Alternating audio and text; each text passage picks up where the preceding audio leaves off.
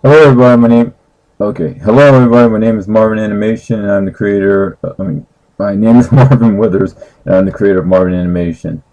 So today I have good news and I don't know about anything about bad news.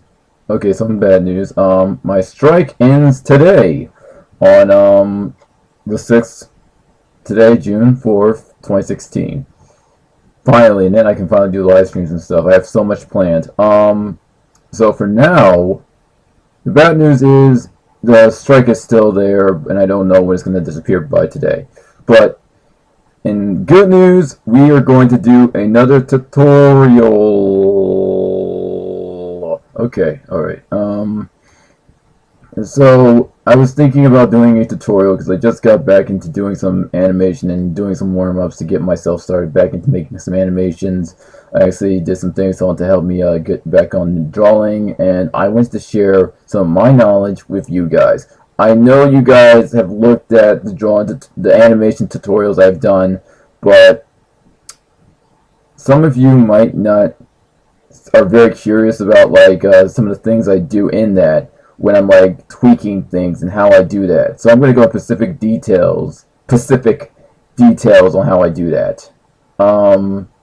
So just now, before I started to make this tutorial, I've done this little animation where I take well, first it was the ball, no, first it was the kid, and I just animated this.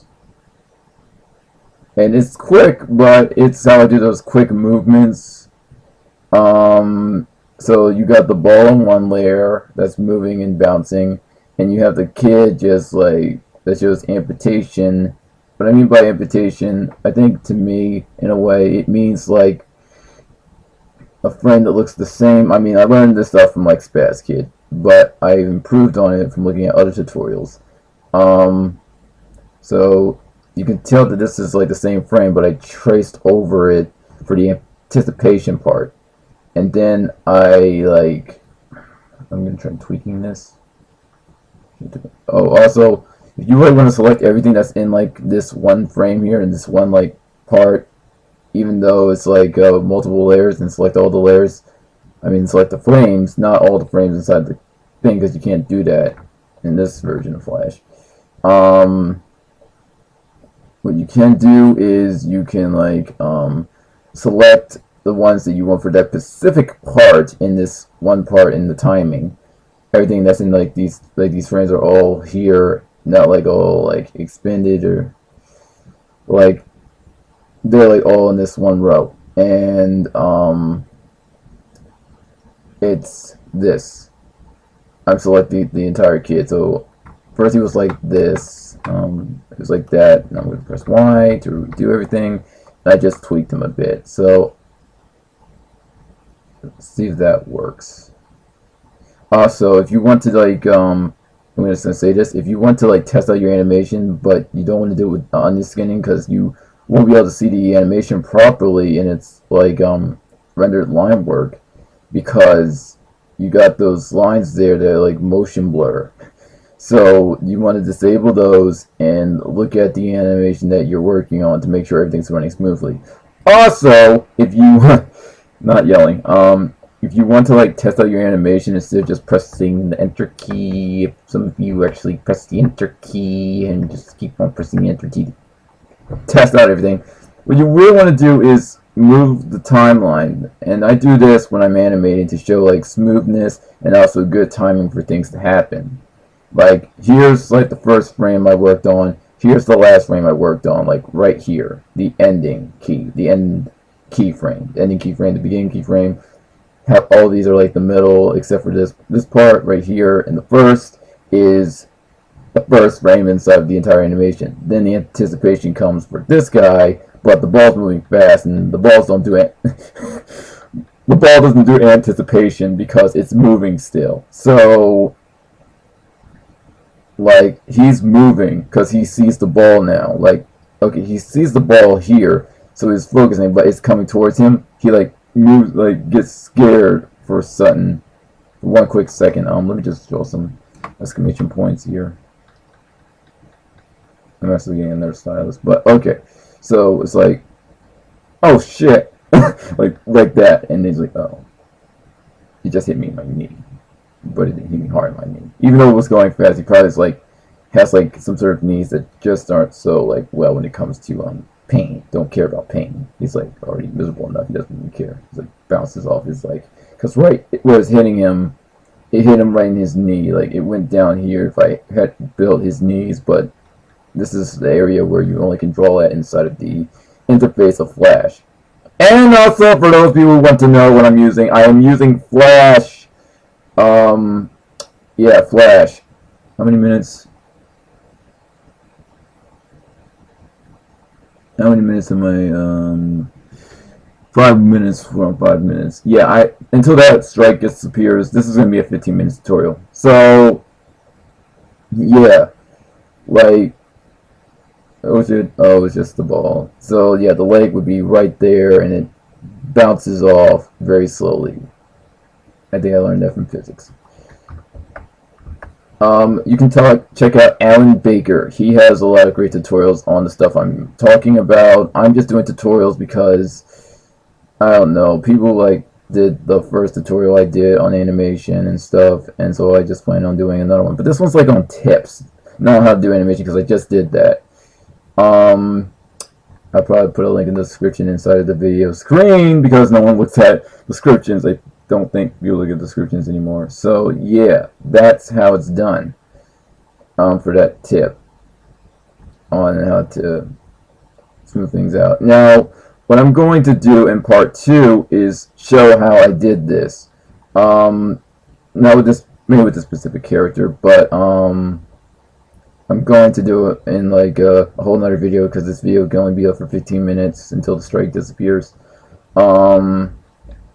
So yeah, you may be wondering like, why is this animation not colored? Why is it not rendered? Well, it's because I just I just started this animation here. It's just a little like warm up to help me get started on animation. Also moving the frame.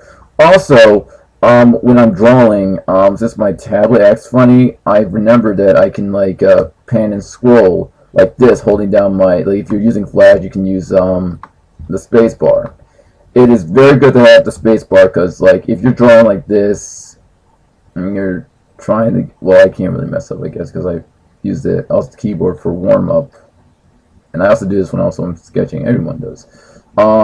Maybe not everyone because people have their own methods.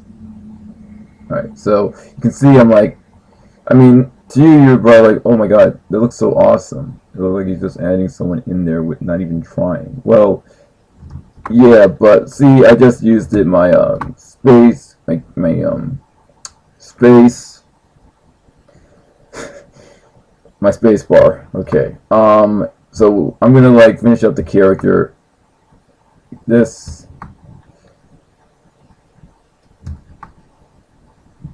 It's like that like type of face, like, oh, I'm smiling, I'm happy to see you, but then I got a ball coming straight towards my face, so I'm gonna like dug after that. So yeah, I'm using like the space key to the space bar to like make sure I get comfortable with drawing again. I mean, it's like a warm up until I get fully like better at it, at drawing it. I mean, you can also use this instead of just using, like, if you want to like move somewhere on the interface, like if you're trying to like do a background and you don't want to like use these things, use the space bar. Space bar is basically on Flash and any other art software is called the pan tool. Pan or hand tool. As you can see, the hand, and it grabs things. It used to have an animation where it could show you it's grabbing something, but it, oh wait, yeah, the animation is there. You just can't see it. It's too small. The animation is too small to see, even though it's like only 2 frames. So like the ball's coming here. Oh, it looked like it knocked her out. Okay, so right here, I would like draw her like to show like the next frame. Let's see here. Okay, I've got 9 minutes. I can do this. So I'm gonna like put that there. And when you guys asked me why I redraw a character's head, it's mostly like, it's like a cheat, but we're working with digital stuff now these days, and so it's not really compared to cheat.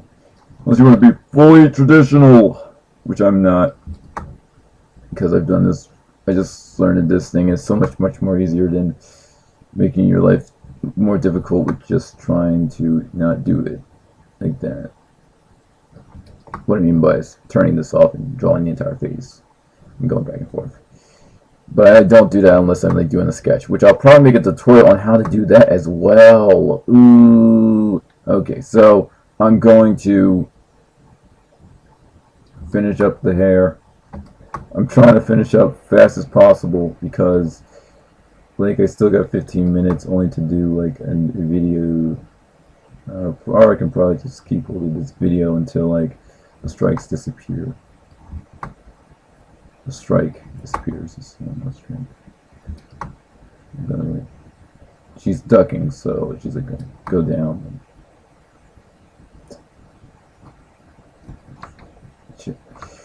Alright.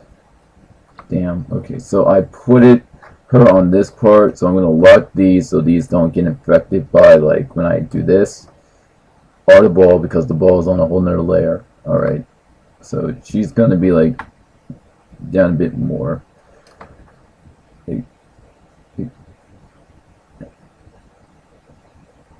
Like that. Of course she doesn't have no expression because she's out of the frame, so because she's ducking, and it may not look like a girl, but it's a little girl, so the big brother is like, trying to like make sure that she doesn't get hit. Well, she's trying to make sure she doesn't get hit in the face. It hits the brother, and then it bounces on her head, and then she's like, "Ow!" Okay, so because she's right there, like if you look, the ball's like coming right over to where she ducked at, and it hits her in the head. We'll probably like finish that up. I'll probably like I called this ball because I was stressed out a bit. Okay. So yeah, that's my animation tip. I hope you guys learned something from it. I hope it was understandable. And until next time, I will see you later. Bye bye. I don't know why I do that. I'm just animating you guys. Don't blame me. I'm just creative, you know. All right. Bye.